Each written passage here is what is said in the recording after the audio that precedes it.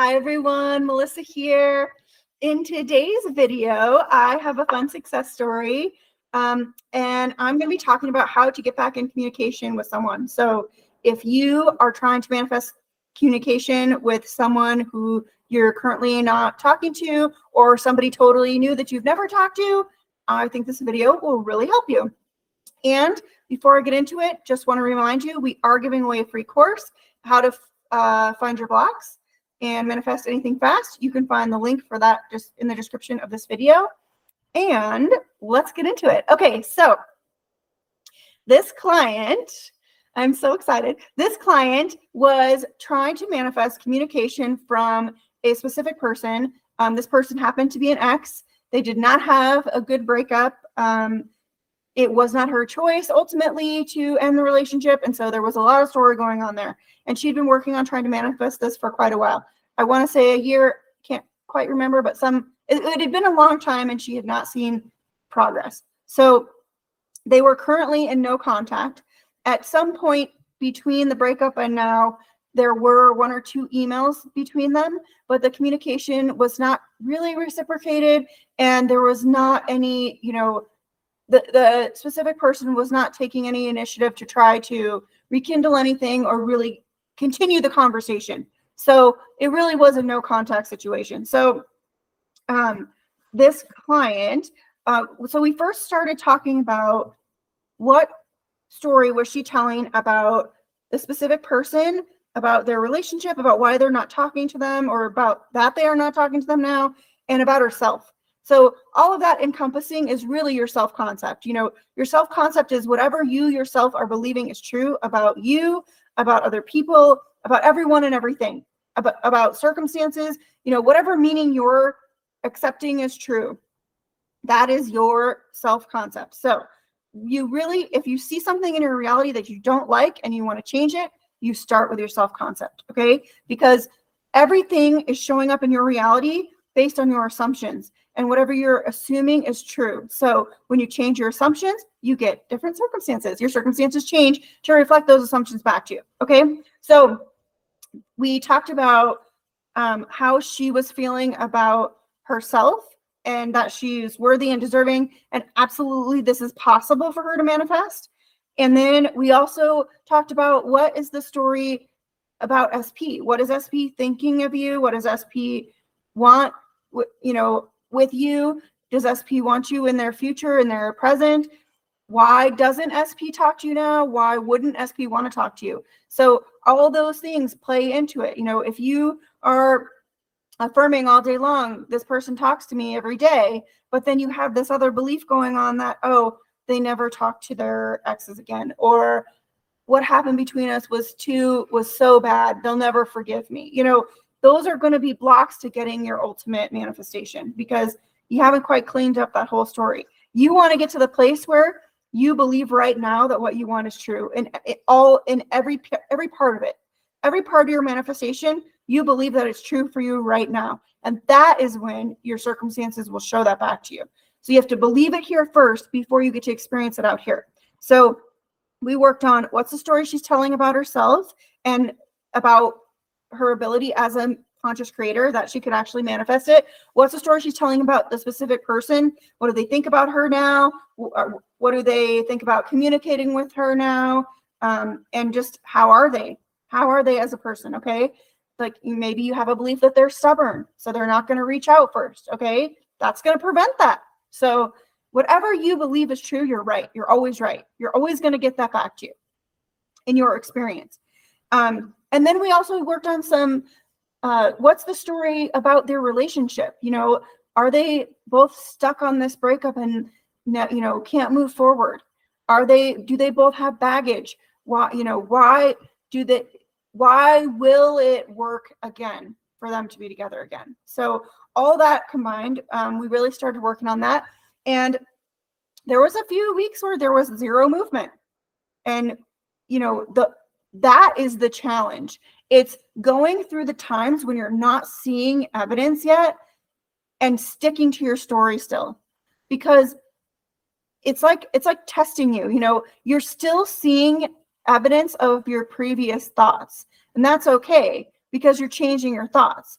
So once you accept that new story, those new assumptions, your circumstances will show that back to you, but you have to hold firm in that story until you see it.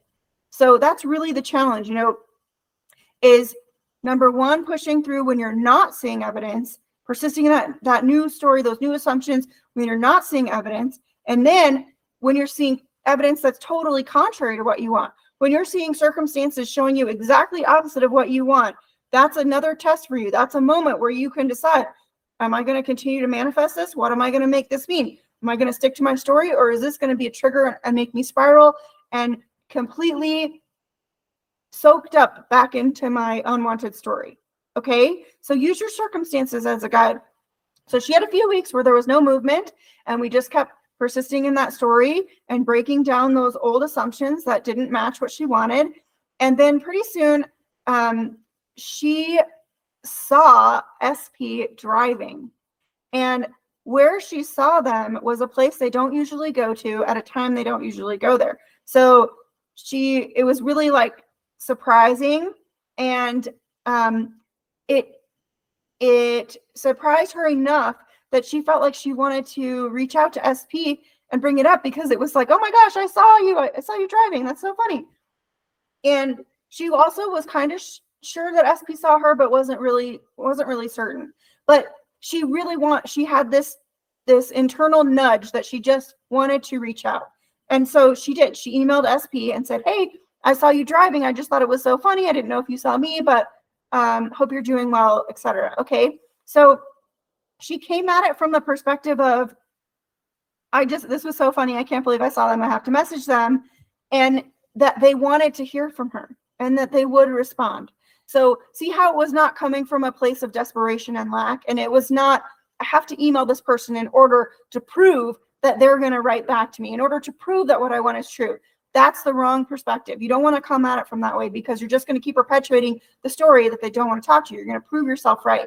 But she came at it from the perspective of, oh, they want to hear from me. They're going to think this is so crazy too, that we were driving the same place at the same time.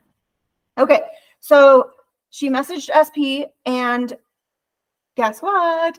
SP wrote back right away and was so bummed that she didn't honk or, wave them down or message them, because SP was really wanting to see her in person.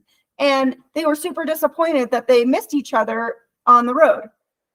So see how we went from no contact to sort of communication, but no reciprocation, to, oh my gosh, I can't believe you saw me. I've been thinking about you. I want to see you. I would have really liked to talk to you and see you that day. I wish you would have flagged me down. Huge progress, just because she started changing her story. Okay. So she continued the conversation via email with SP, and she really preferred that they started talking over the phone. So in one of her emails, she mentioned, so SP, again, was pursuing her and asking her, hey, can we meet up? I would love to see you and spend time with you. What are you doing this weekend? So she took that opportunity to say, sure, of course, let's make some plans. Why don't you text me or call me? This is a better way to communicate. So she shifted the way they were talking to her, because she was able to bring it up in that email. And again, felt no resistance there, felt no, oh, they don't want to talk to me. Oh, they're not going to call me or text me.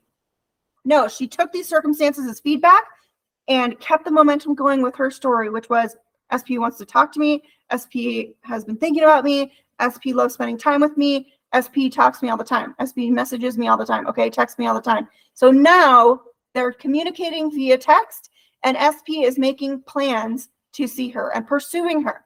So it can happen so fast. I want to say this took maybe a month total, maybe a month and a half. I can't quite remember, but it all starts from, what story am I telling myself? If I don't like it, if it doesn't match what I want, got to change it. Okay. And then you just stick to that story, no matter what. No matter if you see no movement for a whole week, no matter if you see opposite movement, you stick to your story. So SP is now totally messaging her and pursuing her and wanting to see her and spend time with her and talk to her. So awesome. I'm so excited for you. Cannot wait till we talk in our next session. I can't wait to hear updates. This is fantastic, okay? And to everyone watching this video, it can happen just as easily for you too. And I want to make one point, because I've heard this with a lot of clients also. You don't have to be the one that reaches out first, but you do have to be okay with reaching out. Because if you're not okay with reaching out, that means that you believe they don't want to hear from you, or that you won't get the response you want, or that they're not going to answer, or, you know, there's something there that's telling you, you're telling yourself that they're not going to want to communicate with you. So that's a good barometer. If you don't feel like you could reach out to them right now and they would happily reply to you and love to hear from you, there's resistance there. There's a block there. There's a story there that doesn't match what you want, and you need to change it. Okay? So just use that as a test. I'm not saying you have to reach out, but if you feel any resistance, or, ooh, I don't know if I should, what would I say? If you're nervous about it, you need to catch that and start changing that story. They always want to hear from me. I'm their favorite person to talk to. I can message them any time of day and night, and they'll message me back. You know, get on that story, because that's what's preventing the communication right now. So you can be the one that gets the communication first. They can reach out to you seemingly out of the blue. You don't have to be the one that reaches out first, but you do have to feel comfortable that you could reach out. You know, just like you would message a family member that you talk to all the time. You want to feel that ease, that comfort level, knowing that they're always happy to hear from you. They're always going to respond to you. They're always going to message you. You are on good terms. Okay. So I intend this video helped you. And when you manifest communication back, please comment below, because it is super inspiring and helps everyone else who's trying to manifest the same, gives them hope. So please put it in the comments. If you would like to see videos on other topics or have questions, please put that in the comments as well, because we do read those and we want to give you what you want to know about. And if you are struggling with trying to manifest communication from someone, or money or health or anything in your life, I would love to help you. I'm available for one-on-one coaching. You can find the link for that in the description of this video.